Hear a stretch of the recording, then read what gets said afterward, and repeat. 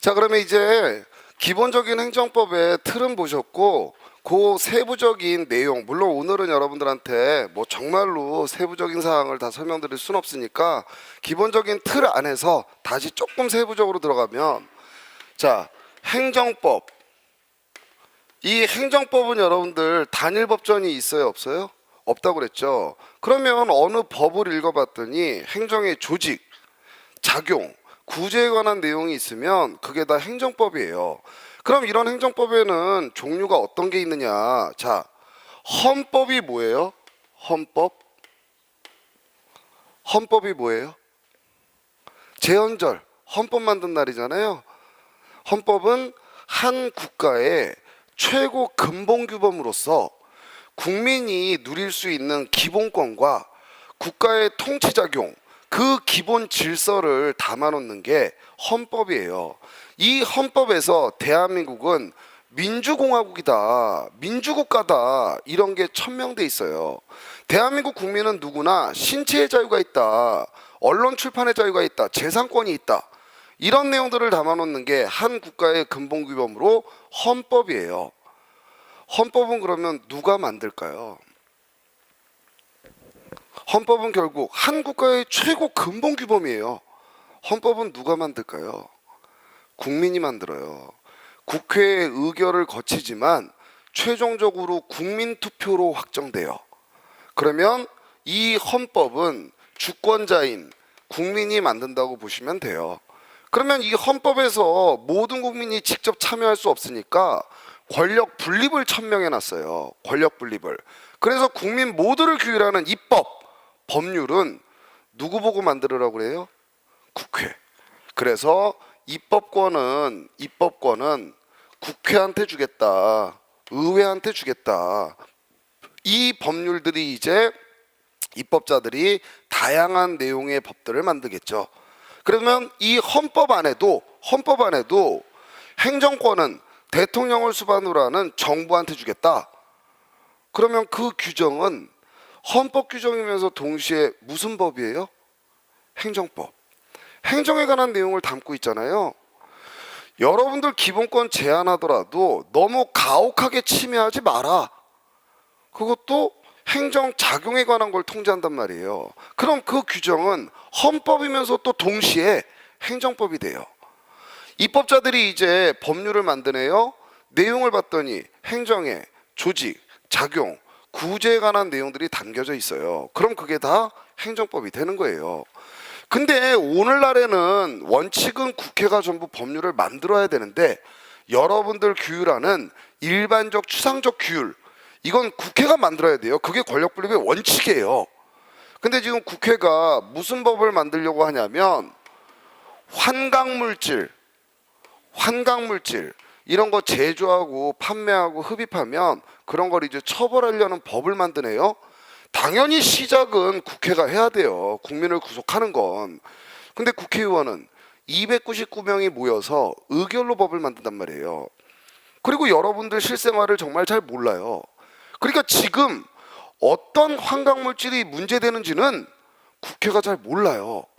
근데 국회가 모든 걸 다 만들어라 해버리면 맨날 만들어 놓는 게 대마초, 히로뽕, 양귀비, 이것만 딱 해놔요. 현실에서는 엑스타시, 이런 신종 마약들이 계속 등장하는데 그건 오히려 여러분들을 만나는 행정부가 훨씬 잘 알더라는 거예요. 근데도 국회가 모르는데도 다 만들어라, 억지로. 그럼 오히려 졸속이법이 일어나게 되고 잘못 만들어진 법이 여러분들 더 침해하는 문제가 생겨요. 그런 경우에는 의회가, 시작은 의회가 하지만 야, 이런 부분들은 네가 더 잘 알겠다, 행정권이 더 잘 알겠다, 그럼 대통령한테 한번 만들어봐라, 위임을 해줘요. 총리나 각부 장관한테 네가 한번 만들어봐라, 위임을 해줘요. 그래서 대통령이 만들면 무슨 법 시행령이라는 게 나와요. 총리나 각부 장관이 만들면 무슨 법 시행 규칙이라는 게 나와요. 그럼 이 내용도 행정의 조직 작용, 구제에 관한 내용이 있으면 이것들이 다 행정법이라는 거예요. 근데 이건 야, 이거에 저거에 이런 지시가 아니에요. 행정권이 세금 내 이런 게 아니에요. 일반적 추상적인 입법을 해요. 근데 이건 국회가 아니에요. 행정부가 만들어요. 요 영역을 행정입법이라는 파트에서 이제 배우시게 되는 거예요. 그러면 대통령은 어떻게 만드는 게 제대로 만드는 거냐, 총리나 각부 장관은 어떻게 만들어야 제대로 만드는 거냐, 이런 것들을 배우시는 게 행정입법이에요. 그럼 이것들은 여러분들 문자로 종이에 화체화돼 있어요. 대한민국은 성문법 국가예요. 국민을 어떻게 통제하고 국민이 어떤 규율을 받는지는 명문의 규정으로 딱 만들어놔야 국민들이 딱 보고서 0.1% 이상 음주운전하면 면허 취소되겠구나, 허가받지 않고 건축물 건축하면 처벌받겠구나, 미리 볼 수 있어야 국민들이 그걸 예측할 수 있고, 65세 이상 노인이 되면 보조금을 받겠구나, 그거에 맞춰서 여러분들이 법적인 안정성이 유지된다는 거죠. 그래서 행정법은 성문법으로 이루어지는 게 원칙이에요. 성문법으로. 근데 이런 일이 벌어졌어요. 지금 분명히 의회가 만든 법에 미성년자한테 주류를 제공하면, 미성년자한테 술을 팔면 그 영업 허가 취소할 수 있다. 미성년자한테 주류 제공하면 영업 허가 취소할 수 있다. 딱 명시돼 있어요. 명시돼 있어요. 갑이라는 사람이 있고 을이라는 사람이 이렇게 있는데, 갑이 여기서 나이트클럽을 해서 돈을 굉장히 많이 벌어요. 근데 옆에 을이 야, 저 자리도 좋고 나이트클럽 하면 떼돈 벌겠다. 그래서 옆에다가 나이트클럽을 신규로 오픈했어요. 신규로. 그러면 이제 갑이라는 사람은 이 을의 가게에 손님을 막 보내줘요. 손님을. 성년자를 보내줄까요? 미성년자를 보내줄까요? 새로 오픈했으니까 당신도 돈 좀 벌어. 그러면서 성년자를 보내줘요? 안 그래요. 미성년자를 계속 보내요. 미성년자를. 이걸 을이 너무 잘 알았어요. 그래서 입구에서 오는 사람들 신분증 검사를 싹 다 해요. 철저히. 그래서 미성년자를 단 한 명도 받지 않았어요. 그러다가 갑자기 어느 날 이렇게 중절모를 쓰신 분이 딱 파이프 담배를 물고서 딱 오시네요. 대법관이 이 사람의 사진을 봤어요. 대법관이. 그랬더니 외관이 40세가 넘게 생겼어요. 외관이. 그럼 여러분들이라면 이 사람 신분증 검사 하겠어요? 제가 술집 가는데 신분증 검사 하겠어요? 안 하겠죠. 어서 오세요. 받았네요. 맥주를 시키네요. 맥주를 딱 따르네요. 한 잔 마시네요. 근데 갑자기 구청 공무원, 경찰 막 다 날라오네요. 그러더니 얘한테 딱 가서 신분증. 그러니까 얘가 또 자랑스럽게 지갑에서 신분증을 주네요. 18세. 실제 사건이에요. 18세. 대법관이 얘 얼굴을 봤어요. 사진을. 40세가 넘어 보여요. 근데 실제 18세예요. 그럼 미성년자 맞죠? 미성년자 맞아요. 이 을 주류 제공했어요. 성문법을 보니까 허가 취소할 수 있어요. 그래서 행정청이 을의 허가를 취소했어요. 성문법을 보게 되면 지금 이 허가 취소는 위법해요, 적법해요? 적법해요.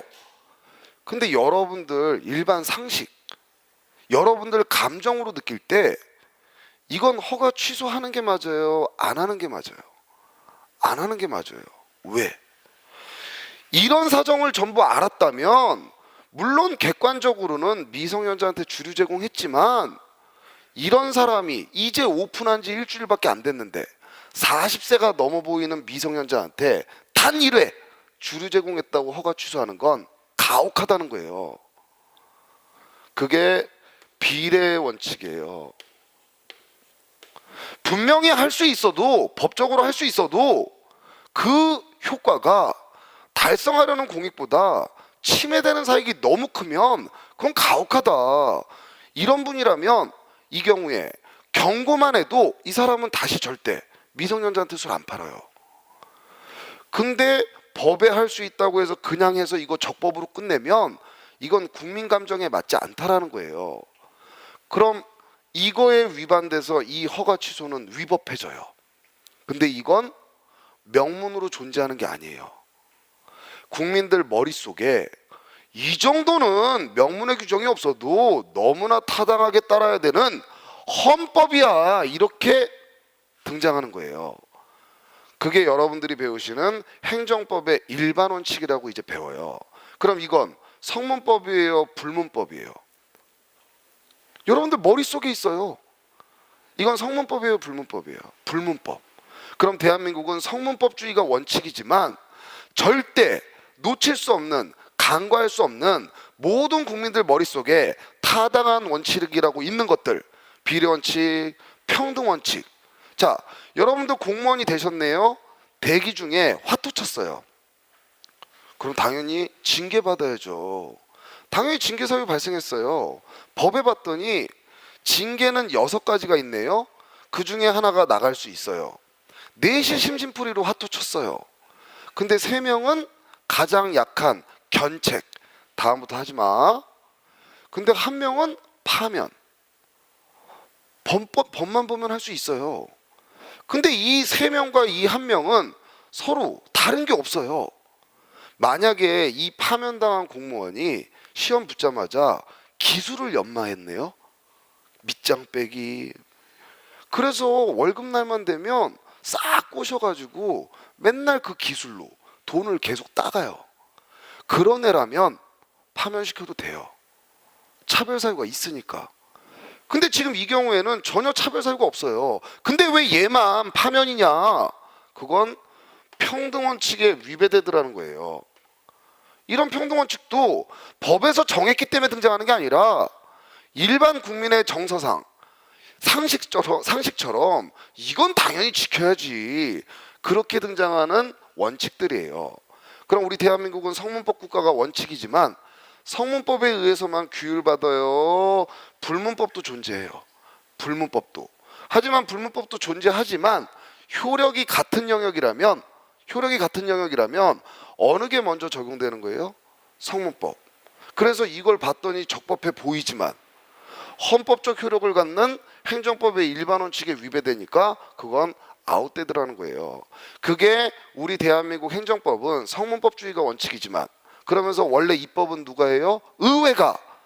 근데 현대행정에서는 그것들을 입법자들이 다 규율 못하기 때문에 행정부가 입법을 하는 경우도 있더라. 이렇게 등장하는 게 성문법인데 국민들 머릿속에 이것만큼은 명문의 규정이 없어도 너무나 당연히 따라야 되는 거 아니냐. 너무나 당연히. 길에서 침을 한번 뱉었네요. 길에서. 그랬더니 갑자기 과태료가 1억이 나와요. 과태료가 그렇게 1억이 나온다는 건 그냥 행정부가 부과해요? 법이 만들어져 있기 때문에 부과돼요? 우월한 지에서 과태료 부과하잖아요. 그냥 할 수 있어요? 법에 할 수 있다고 했으니까 한 거예요.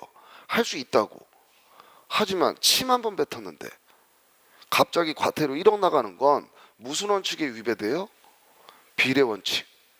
그러면 입법자들은 그 법을 제대로 만든 거예요? 안 만든 거예요? 제대로 못 만든 거예요. 그럼 입법자가 만든 이런 악법은 헌법에 위배돼요. 그럼 악법도 법이라고 따르라고 하는 국가가 진짜 법치국가예요? 그건 법치국가가 아니에요. 그건 법치국가가 아니에요. 근데 입법자들이 악법을 만들어내는 경우들이 있어요. 그럼 그 악법을 날릴 수 있는 제도가 있어야만 그 국가는 정말 제대로 된 실질적 법치국가라고 얘기할 수 있는 거예요. 그럼 우리 대한민국은 악법이 만들어졌을 때 이걸 날릴 수 있는, 없앨 수 있는 제도가 있을까요? 없을까요? 대한민국은 실질적 법치국가예요? 아니에요. 여러분들 왜 자꾸 대한민국을 의심해요? 여러분들 대한민국의 법치는 전 세계에서 손가락 안에 들어요. 정말 좋은 국가예요. 여러분들이 헌법을 안 배우셔도 이제 행정법을 배우다 보면 헌법도 좀씩 봐요. 왜 볼 수밖에 없어요? 그 내용이 행정에 관한 거면 그것도 행정법이기 때문에. 그때 여러분들 헌법 이렇게 읽어보면 갑자기 가슴이 뜨거워져요. 막 뭉클해요. 아, 내가 이렇게 좋은 국가에서 살고 있구나. 근데 이제 그건 잠시죠. 이제 갑자기 책을 놓고 이제 나와 보면 짜증나는 일이 너무 많죠. 그럼 법률이 헌법에 위반되면 이걸 날리는 제도가 있어요. 그게 바로 위헌 법률 심판이에요. 여러분들 잘 아시는 헌법재판소. 어떤 법률이 잘못 만들어져서 그 내용이 국민한테 타당하지 않으면, 헌법에 위배된다면 헌법재판소가 위헌법률 심판을 진행해서 위헌 결정을 내려요. 그러면 그 법률은 사라져요. 그래서 성문법도 얼마든지 통제장치가 만들어져 있는 모습입니다. 자, 그러면 이제 기본적으로 법의 틀을 보셨고, 이런 법에 의해서 여러분들을 만날 때 법에는 민법도 있겠죠. 민법으로 여러분들 만나면 그건 무슨 관계예요? 사법관계, 국고관계. 거기서 분쟁이 터지면 무슨 소송가요? 민사소송. 정말로 행정법으로 여러분들을 만나면 그게 바로 행정법 관계, 공법 관계.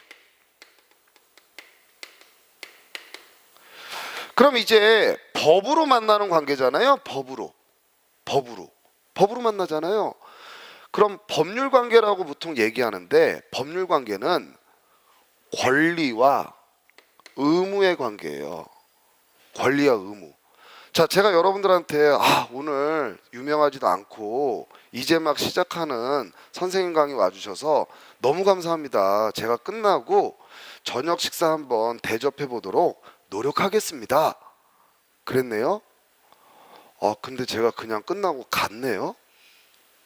그럼 여러분들 소송 내요? 나는 저 인간한테 밥을 먹을 권리가 있다. 소송 내요? 못 내죠. 왜? 여러분들은 권리가 없어요. 권리가 뭔데? 나의 이익을 위해서 상대방한테 일정한 행위를 요구할 수 있는 힘, 법에서 인정해 줘야 돼요. 법에서.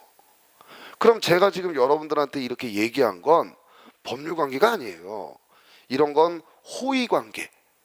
법이 적용되는 게 아니라 해주면 좋고 말면 말고.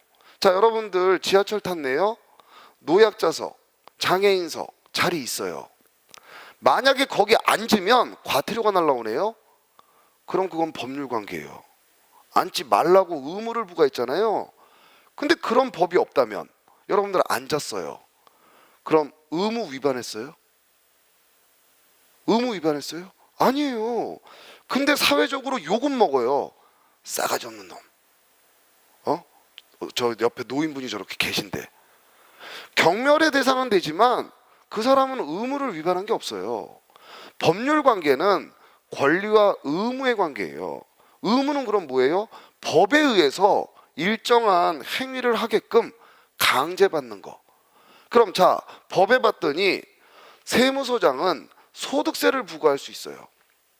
소득세를. 그러면 세무서장이 소득세 부과했어요. 그럼 여러분들한테는 뭐가 발생해요? 의무. 그럼 여러분들 의무를 이행해야 돼요.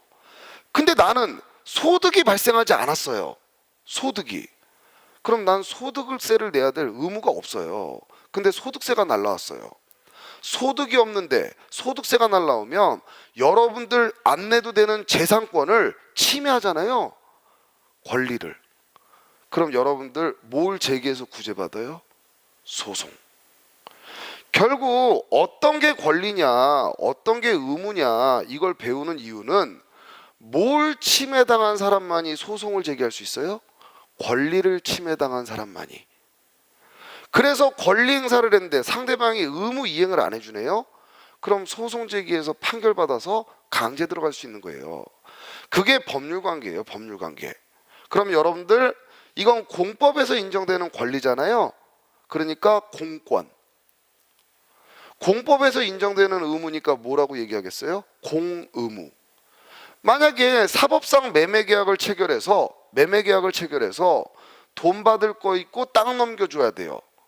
그럼 돈 달라고 하는 건 사법상 권리, 땅 넘겨줘야 되는 건 소유권, 사법상 의무.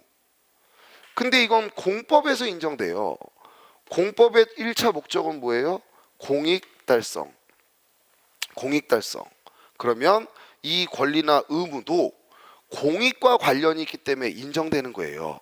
그럼 사법상 권리와 의무보다는 다른 특징들이 있단 말이에요. 다른 특징들. 그것들을 이제 개인적 공권이라는 데서 배워요. 그래서 얘는 권리 있다. 얘는 권리 있다. 막 배우네요. 그걸 배우는 이유는 권리 있는 자만이 침해당할 수 있죠. 권리를. 그럼 그 사람은 뭘 제기해서 구제받을 수 있어요? 소송을 제기해서 구제받을 수 있다라는 거예요. 그러면 이제 공법관계는 권리와 의무로 맺어지는 관계다. 이 공법관계에 권력관계가 있고 비권력관계가 있어요. 권력관계와 비권력관계. 자, 그럼 권력관계는 그냥 우월해서 할 수 있어요? 법에서 우월한 지를 만들어줘야 돼요? 행정권이 여러분들보다 우월하려면 그냥 우월해져요? 우월한 지위를 만들어줘야 돼요? 우월한 지위를 만들어줘야 돼요. 어디서? 법에서. 근데 왜 만들어준 거예요? 우월한 지위를? 높아보라고? 왜 만들어준 거예요?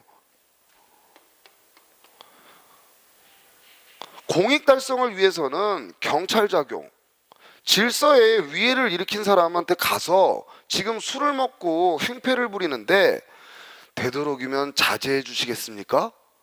그럴 수 있어요? 못 그러죠. 가서 우월한 지에서 때려야 돼요. 조세부가 우월한 지에서 일방적으로 부과해야 공익이 달성되더라는 거예요. 공익 달성을 위해서 법이 인정해 준 지위예요. 그럼 권력관계로 만나려면 반드시 그렇게 만날 수 있는 법에 근거가 있어야 돼요, 없어야 돼요? 있어야 돼요. 비권력관계는 여기서 대표적인 게 행정지도예요. 행정지도는 되도록이면 길거리에서는 좀 담배를 자제해 주시겠습니까? 이렇게 요청하는 거예요. 그러면 이 상대방은 의무라는 게 없어요. 따라도 되고 안 따라도 되고. 그게 행정지도예요. 자, 이제 여러분들이 행정지도 이제 배웠잖아요. 그리고 이제 수업 끝났네요. 딱 길을 가는데 담배를 하나 이제 피면서 걸어가는데 갑자기 경찰관이 딱 오더니 저 뒤에 걸어오시는 분들이 좀 불편한 것 같으니까 되도록이면 길에서는 흡연을 좀 자제해 주십니까? 그랬네요. 여러분들 의무 있어요, 없어요? 없어요. 그래서 대개 국민들이 이러죠. 행정지도 하는구나. 이래요. 경찰한테. 행정지도 하는 거지? 난 의무 없잖아. 이래요. 그래요? 대부분 국민은 어떻게 해요? 슬쩍 내리고 끄든지 뒤로 숨기든지. 왜 그래요? 의무가 없는데? 의무가 없는데 왜 그래요? 늘상 공권력을 행사하던 모습들을 봤단 말이에요. 그러니까 실제로 법적으로는 여러분들한테 의무가 없는데 국민들은 분명히 심리적인 압박을 받아요.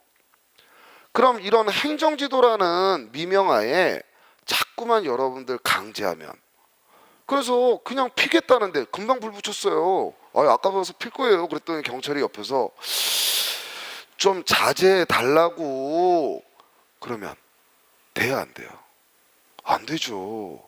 행정지도는 자유로운 여러분들 임의적 의사에 맡겨놔야 돼요. 근데 이런 것들이 자꾸 만들어지면서 이건 법에 근거 있어야 해요? 없어도 해요. 이런 것들을 자꾸 만들어내면서 여러분들한테 부당하게 강요하고 따르지 않았더니 불이익한 조치가 막 날라오고 그런 것들도 통제를 받아야 되더라는 거예요. 이게 비권력 관계에서 배우시는 대표적인 내용이에요. 또 어떤 게 있느냐? 공법상 계약. 여러분들 공무원 되고 싶으시죠? 그렇죠? 그래서 열심히 공부하시죠. 그래서 여러분들 공무원 시험을 이제 보셨어요. 여러분들이 시험 보는 것 자체가 응시원서를 내는 게 나 공무원으로 좀 뽑아주세요. 신청하는 거예요. 신청. 그럼 여러분들이 국가에다가 신청하는 모습이 대등관계에서 나 연봉 2천 줘. 나 능력 갖췄어. 들어가고 싶어. 그래서 국가가 그래 계약 맺자. 그렇게 들어가요? 아니에요. 여러분도 공무원 임명해 주는 건 낮은 지위에서 저 좀 뽑아주세요. 신청하고 국가가 우월한 지에서 얘 능력 갖췄네. 임명을 해주는 거예요. 모든 국민이 신청하면 다 공무원 돼요? 아니에요. 너기 때문에, 네가 능력을 갖췄기 때문에 너는 내가 뽑아주겠다, 공무원 만들어주겠다, 이런 게 특허예요. 근데 공무원 중에는 여러분들 전문 계약직 공무원들도 있어요. 지금 국가가 시립합창단원, 서울시가 시립합창단원, 무용단원, 어디 보건소에 의사가 필요해요. 공중보건의사. 그럼 갑자기 국가가 이렇게 보니까 쟤 춤 잘 춰요. 야, 우리 지금 단원 한 명 없지? 너 일로 와, 춤춰. 너 일로 와, 춤춰. 그럴 수 있어요? 못 그러죠. 그런 영역에서는 우월한 짓을 뽑아가는 게 아니라 서로 대등 관계에서 우리가 단원이 한 명 필요합니다. 관심 있으신 분들 한번 와주세요. 관심 있는 사람이 가요. 연봉은 얼마죠? 근무 조건은 어떻죠? 휴가는 며칠 주죠? 아우, 그건 난 못하겠어요. 안 맺어도 돼요. 괜찮네요. 그럼 제가 2년 한번 해볼게요. 그렇게 대등 관계에서 계약을 맺어서 공무원의 지위가 발생되는 사람들도 있어요. 근데 국가가 왜 시립합창단원을 뽑아요? 서울시가? 왜 공중보건의사를 뽑아요? 자기 진찰 받으려고? 아니에요. 국민들한테 문화, 예술, 의료를 제공하려고 이런 계약을 맺는 거예요. 그런 게 공법상 계약이에요. 근데 갑자기 공중보건의사가 근무를 잘했는데 아무 문제 일으키지 않았는데 갑자기 계약을 깨겠대요. 중간에 계약 해지 사유가 없는데 갑자기 해촉하네요. 그럼 그때 그 사람은 다투려면 무슨 소송으로 가요? 무슨 소송으로 가요? 그 해고를 다투려면? 행정소송이잖아요. 그럼 행정소송 안에 또 두 개가 있잖아요. 권력관계는 무슨 소송? 항고소송. 비권력관계는 당사자 소송. 그럼 여기서 해촉당하면 그 사람은 그거 부당하다 다툴 거면 무슨 소송 가요? 당사자 소송. 당사자 소송. 근데 여러분들 공무원 됐어요. 뽑아줬네요. 특허로.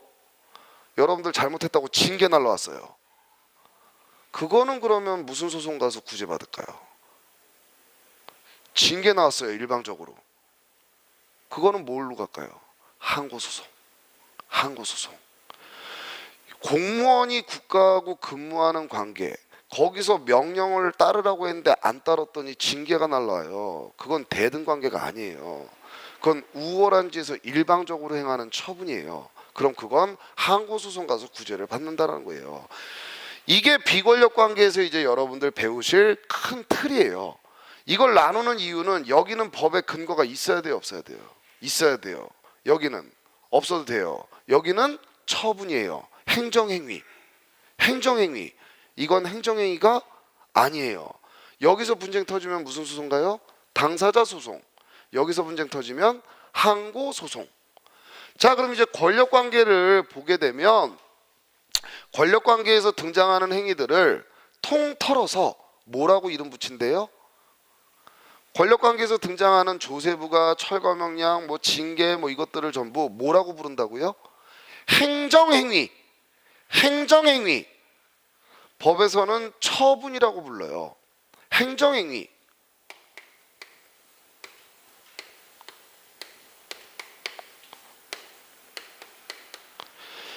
권력관계에서 등장하는 행위를 전부 통틀어서 행정행위라고 그래요. 행정행위.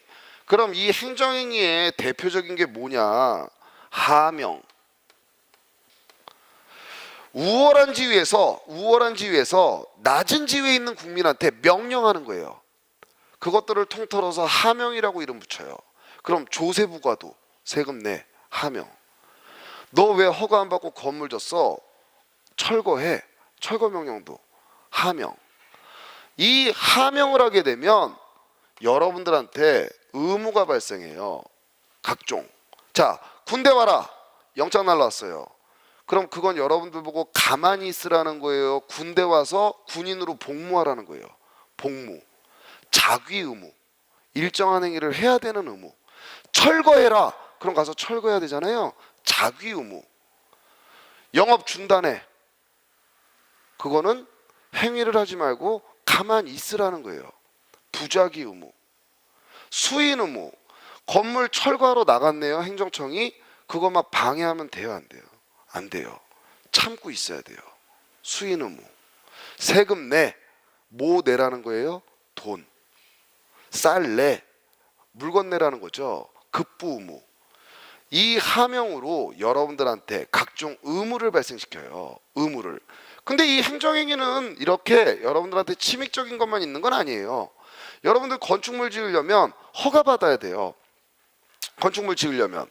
그럼 낮은 지위에서 나 건물 짓게 해줘. 신청해요. 신청. 그럼 행정청이 건물 지을 수 있는 요건을 갖췄나? 갖췄다. 허가. 그럼 여러분들 건물 지을 수 있잖아요. 너기 때문에 공무원 뽑아줄게. 특허. 특허. 이런 수익적인 경우들도 있어요. 수익적인 경우들도. 이런 수익적인 경우에는 여러분들이 달라고 신청하는 게 일반적이겠죠. 행정청이 돌아다니면서 너 건축허가, 영업허가 이러진 않잖아요. 여러분들 신청하는 게 일반적이잖아요. 그때 법에 봤더니 나와야 돼요. 나와야 돼요. 근데 안 내줘요. 거부하네요. 그럼 당연히 여러분들은 이걸 받을 수 있는 권리가 있는데 안 준대잖아요. 그럼 뭘 침해해요? 받아갈 수 있는 권리. 그럼 거부 처분. 우월한 지에서 안 내주는 거잖아요. 그거 무슨 소송 가서 구제받아요? 무슨 소송 가서 구제받아요? 항고소송. 우월한 지에서 나오는 거. 이 영역은 다 행정행위예요. 처분. 그걸로 침해당하면 항고소송 가서 구제받는 거예요. 근데 이 하명은 여러분들이 신청해요. 나 영업 중단 명령 좀 내려주세요. 영업하기 싫어요. 그래요? 아니죠. 하명은 일방적으로 행정청이 법에 근거해서 우월한 지위로 여러분들한테 명령을 하고 다니는 거예요. 근데 그 명령이 여러분들 당연히 적법하게 나오는 게 99.9%고 위법하면 당연히 항고소송 가서 의무를 제거할 거고. 근데 이 의무가 적법하게 나왔어요. 하명이. 그럼 여러분들은 그 의무를 이행해야 돼요, 안 해야 돼요? 이행해야 돼요, 의무를. 그래야 행정청이 달성하려고 하는 공익이 달성되잖아요. 근데 이 사람이 의무를 이행하지 않아요. 의무를. 그럼 계속 기다려요? 이행할 때까지? 계속 기다려요? 아니죠. 이행하게끔 또는 이행한 것처럼 강제 수단들을 막 쓴단 말이에요. 그래서 지금 갑이라는 사람이 이런 일이 있었어요. 법에 보니까 건축물을 지으려면 허가를 받고 지어야 돼요. 허가를 받고. 근데 이 사람이 2012년 1월 1일에 허가를 안 받고 건축물을 지었어요. 허가를 안 받고 건축물을 지었어요. 이 사람 의무 위반했죠. 허가 받고 줘야 되는데 안 받고 줬잖아요. 법 위반했잖아요. 의무 위반했잖아요. 대개 여러분들 의무 위반하면 그 동시에 적발돼서 혼나요? 짓는 순간 그 자리에서 바로 적발되고 막 혼나요? 아니죠. 2015년 1월 1일에 이 사람 허가 안 받고 건물 지었다라는 걸 이제 적발했어요. 적발했어요. 얘 당연히 법 위반하면 안 되죠. 근데 과거에 허가 안 받고 건물 졌어요. 벌 받아야 돼요, 안 받아야 돼요? 받아야 돼요. 그래서 2015년 1월 1일에 형벌도 나오고 질서벌도 나와요. 벌. 근데 이 벌은 이 건축물에 대한 거예요. 법 위반을 한 이 사람 행위를 혼내는 거예요. 행위를. 벌은 이미 지나간 과거에 의무 위반 행위 자체를 혼내는 거예요. 너 왜 허가 안 받고 건물 졌어? 그것 때문에 얘를 혼내요. 그럼 얘는 앞으로 이런 짓 안 하겠죠. 안 하겠죠. 자, 오늘 혼냈어요. 근데 이 벌은 목적이 과거의 의무 위반 행위 자체를 혼내는 거예요. 자, 혼냈네요. 건물도 사라져요. 건물은 여전히 있어요. 건물은 여전히 있어요. 법에 봤더니 철거 명령의 대상이에요.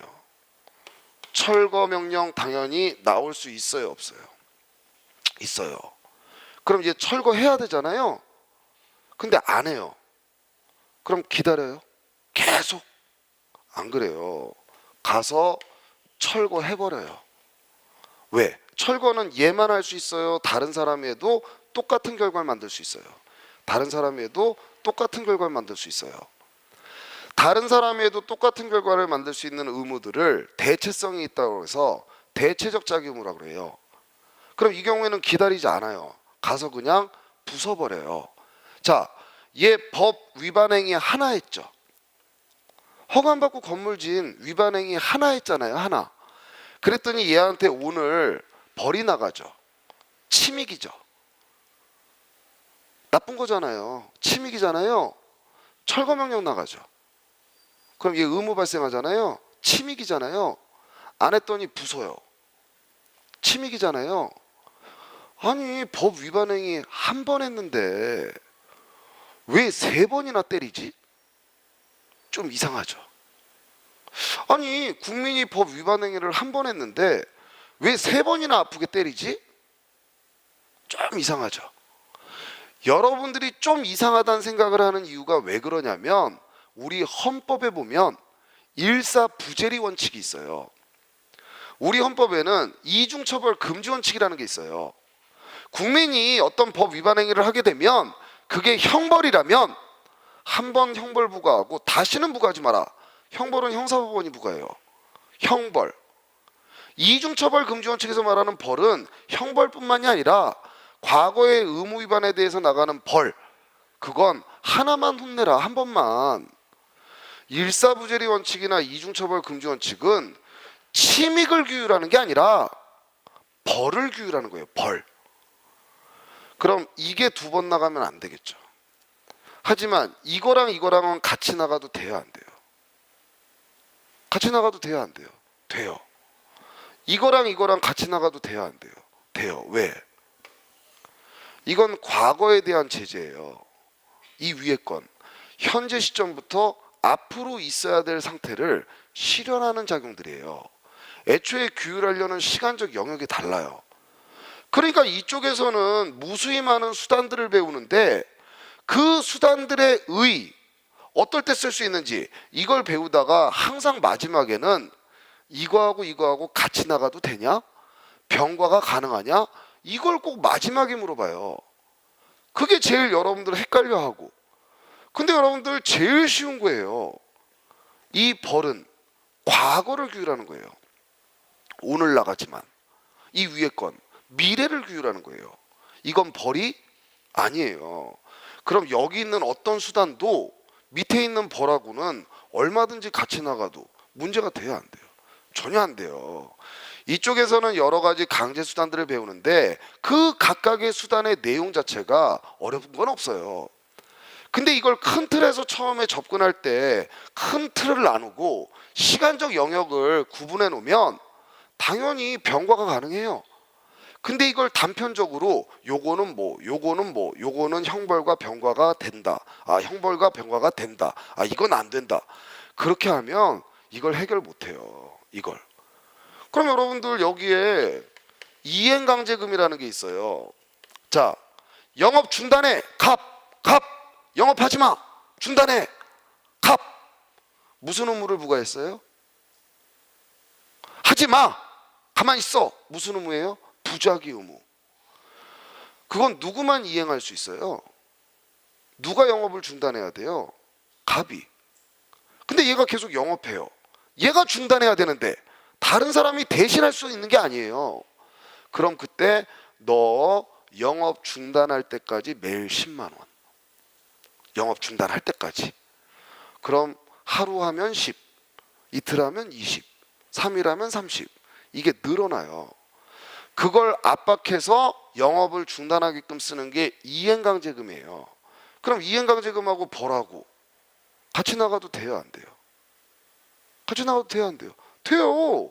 이건 미래를 규율하는 거예요. 자, 세금 내. 근데 안 내요. 급부 의무. 세금 내. 근데 안 내요. 그러면 강제징수 들어가요. 독촉. 빨리 내. 안 내네요. 그 사람 갖고 있는 건물이나 물건 같은 거 압류해요. 딴 데 못 팔게. 부수지 못하게 딱 잡아놓네요. 그리고 공개 매각해요. 공매해버려요. 그래서 돈 들어오면 그걸로 받아가야 되는 세금 받아가고 나머지 줘요. 그게 강제징수예요. 그럼 여러분들 강제징수하고 신고납부 의무 위반해서 세금 안 냈어요. 의무 위반했잖아요. 벌하고 강제징수하고 같이 나가도 돼요, 안 돼요? 돼요. 이건 미래를 규율한 거예요. 얘가 이행한 것처럼 만들려는 거. 근데 갑자기 이 사람이 영업을 중단하라고 그랬는데 중단을 안 해요. 왜? 하루 장사하면 100만 원 벌어요. 이행강제금 얼마 붙었어요? 10만 원. 그럼 그냥 해요. 영업 중단시켜야 되죠. 중단시켜야 되잖아요. 그러면 끝까지 걔가 안 하면 가서 영업소 입구에 망치질을 해버려요. 못을 쳐요. 그게 직접 강제예요. 자, 어디에 감염병이 도네요? 어디에 감염병이 돌아요? 그래서 법에 근거해서 예방접종 맞으라고 명령했어요. 갑한테. 그 누구만 이행할 수 있어요? 갑. 걔가 예방접종을 맞아야 돼요. 근데 얘가 안 맞아요. 자기 주사 무섭다고. 그럼 의무를 이행하지 않잖아요. 그럼 질병관리본부나 관계 행정청이 와서 얘를 질질 끌고 가요. 그래서 예방접종을 놔버려요. 그게 직접 강제예요. 개처럼 여러분들 질질 끌고 가요. 그래서 예방접종을 피부에 놔요. 주사 맞을지 말지는 원래 여러분들 자유잖아요. 근데 얘 하나가 다시 감염 경로가 되기 때문에 근데 얘가 안 해요. 더 이상 지켜볼 수가 없어요. 그럼 마지막에 쓰는 게 직접 강제예요. 어느 게 제일 여러분들한테 기본권이나 이런 침해가 가장 커요? 직접 강제. 그러니까 직접 강제는 먼저 쓸 수 있겠어요? 가장 마지막에 쓰라고 그래요. 가장 마지막에. 지금 개처럼 질질 끌고 가서 주사를 놨어요. 이 사람 주사 맞아야 될 의무 있어요, 없어요? 그 전에 명령했잖아요. 맞으라고. 예방접종 맞아 명령했잖아요. 근데 그걸 이행 안 하니까 질질 끌고 가서 놓잖아요. 근데 이번에는 질병관리본부에서 어느 지역에 가봤더니 감염병이 돈다라는 정보가 들어와서 가봤더니 갑이라는 사람이 이렇게 지나가요.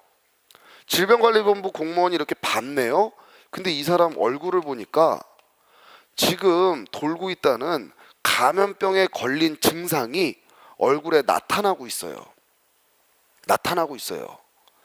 이때 이 공무원이 법에 근거해서 명령할 수 있어요. 내일 꼭 예방접종 맞으세요. 치료 받으세요. 명령했어요. 얘가 맞을지 치료받을지 알아요, 몰라요? 몰라요. 얘를 그냥 보낼 수 있어요? 그냥 보내줄 수 있어요? 못 보내줘요. 이 사람 병 걸린 게 의무 위반한 거예요? 병 걸리지 말아야 될 국민은 의무가 있어요? 그런 거 없어요. 이때 근데 이 공무원은 어떻게 해야 돼요? 얘를 잡아요. 병원에 끌고 가요. 검사해봐요. 걸렸네요. 주사 놔요. 이거랑 모습은 같죠. 모습은 같아요. 질질 끌고 가서 주사 놓는 거. 근데 직접 강제는 이행해야 될 의무가 있는데 안 하니까 쓰는 거예요. 이렇게 쓰는 모습은 즉시 강제예요. 긴급하기 때문에 시간적으로 긴급하기 때문에 의무 이행해야 될 의무가 없음에도 불구하고 긴급하기 때문에 강제력을 그냥 행사해 버리는 거예요. 이게 즉시 강제예요. 직접 강제하고 즉시 강제는 같은 거예요, 다른 거예요? 달라요. 이건 이행해야 될 의무가 있는 경우예요. 이건 이행해야 될 의무가 없어도 시간적으로 긴급하기 때문에 그냥 지나칠 수 없는 위험한 상태가 발생했기 때문에 그때 강제력을 써버리는 게 바로 즉시강제라는 수단입니다. 그럼 이것들 다 여러분들 적법하게 다 이루어지면 아무 문제 없어요. 국민은 그걸 감수해야 되는 거고. 근데 이것들이 위법해졌어요. 위법해요. 그럼 이거 당연히 여러분들 무슨 소송 가서 구제받을 수 있어요? 무슨 소송 가서 구제받을 수 있어요? 항고소송 가서 구제받을 수 있다. 그러면서 이 영역을 배우는 건 국민이라면 의무 위반해서도 안 되고 공익 달성을 하기 위해서 부여된 의무니까 의무를 위반한 행위 자체는 벌로 혼내주겠다. 근데 앞으로 있어야 될 상태는 이런 의무의 종류별로 다양한 수단들을 써야 된다. 근데 이건 대등관계에서 나가는 게 아니라 우월한 짓에서 나가죠. 그럼 당연히 이것들 수단에 법의 근거가 있겠어요, 없겠어요? 법의 근거 없어도 써요, 있어야 써요? 아니, 당연히 있어야 쓰죠. 그럼 법의 근거 있고 그걸로 했네요? 적법하면 문제 없죠. 그게 위법하면 여러분들 침해하잖아요. 그럼 여러분들은 이제 항고소송에 가서 구제를 받아라. 이때 여러분들 항고소송으로 가는 건 처분이에요. 처분, 행정행위. 그럼 지금 무슨 처분이 나왔냐면 영업 정지 처분이 나왔어요. 자, 6개월 영업하지 마. 영업 정지 처분이 나왔어요. 그럼 이 사람이 영업이 하고 싶어요. 영업이. 그럼 6개월 영업 정지 처분 자체를 없애야 되겠죠. 그래야 영업을 하잖아요. 그럼 항고소송을 가서 법관한테 법관님 요 영업정지 처분을 없애주세요. 취소 소송을 내요. 없애주세요. 그래서 여기서 판결이 나오면 이기면 취소 판결이 나오면 이게 사라져요. 그럼 이 사람은 이제 영업을 할 수 있어요. 영업을. 당연히 취소됐다는 얘기는 위법했다는 얘기예요. 위법. 그래서 소송 가서 얘 처분이 사라지고 이제 영업해요. 근데 3개월 동안 영업을 못했어요. 3개월 동안. 그래서 얘한테 손해가 발생했어요. 영업을 못하니까 못 벌었잖아요. 금전적으로 손해가 발생했어요. 그럼 이건 돈을 받아야 되잖아요. 국가가 위법하게 여러분들한테 금전적 손해를 발생시켰잖아요. 돈 달라라는 건 항고소송으로 못 가요. 항고소송의 대상은 뭐예요? 처분 그 자체. 처분 자체를 날려주세요. 이게 항고소송이에요. 얘 돈도 받아야 되잖아요. 지금 위법하게 영업 못했잖아요. 이 금전적인 배상을 받는 건 국가배상이에요. 국가배상. 법관님, 얘가 위법하게 나한테 영업정지를 해서 제가 3개월간 영업을 못해서 이렇게 막대한 손해가 발생했습니다. 이렇게 손해가 발생했습니다. 그거 돈 주세요. 그렇게 가는 건 국가배상 청구 소송이에요. 항고소송은 여러분들을 침해한 그 처분 자체, 그거를 날려주세요. 자, 철거명령 날라왔어요. 그럼 뭐가 발생해요? 의무가. 그럼 얘 철거 의무를 없애고 싶어요. 그럼 뭘로 가야 돼요? 항고소송. 법관님, 철거명령을 없애주세요. 근데 이게 위법했는데도 불구하고 행정청이 와서 다 부숴버렸어요. 그럼 지금 철거명령이 있어요? 다 끝났어요? 다 끝났어요. 그럼 항고소송에서 그 철거명령은 위법하다 판결 나와봐야 건물이 올라와요? 판결문으로? 그런 거 없어요. 그럼 이건 쓸모가 없어요. 이미 다 끝나버리면. 근데 얘 건물이 사라졌잖아요. 당연히 금전적인 손해 발생했죠. 그게 위법했어요. 그럼 걔는 뭐 가서 구제받는 거예요? 국가배상 청구해서 금전으로 배상을 받는 거예요. 이게 바로 처분 자체를 날리는 건 항고소송으로 가요. 항고소송으로. 근데 국가배상은 처분 자체의 문제가 아니라 국가의 위법한 행위로 인해서 발생한 손해, 그거를 금전으로 달라라는 거예요. 이게 손해배상이에요. 근데 여러분들, 자, 국가가 지금 세종시를 새롭게 건립하려니까 그 세종시에 기존에 있던 토지 소유자들, 그 사람들의 토지가 필요해요. 토지가. 그래서 국가가 그 토지를 국가가 공익사업을 위해서 좀 갖고 가겠대요. 토지 소유권을 적법하게. 그래도 그 사람 땅값 당연히 줘야 돼요, 안 줘야 돼요? 당연히 줘야죠. 여러분들 재산권을 갖고 가니까. 적법한 공행정 작용으로도 여러분들한테 금전적 손실이 발생하는 경우가 있어요. 그럼 당연히 토지값 줘야 돼요, 안 줘야 돼요? 줘야 돼요. 그렇게 나가는 건 손실보상. 손해배상은 이 해자가 해로울 해자예요. 그래서 손해배상은 어떤 경우에 나가는 거예요? 위법한 경우. 손실보상은 적법한 공행정작용으로도 여러분들 재산권 갖고 갈 때는 보상해 줘야 된다.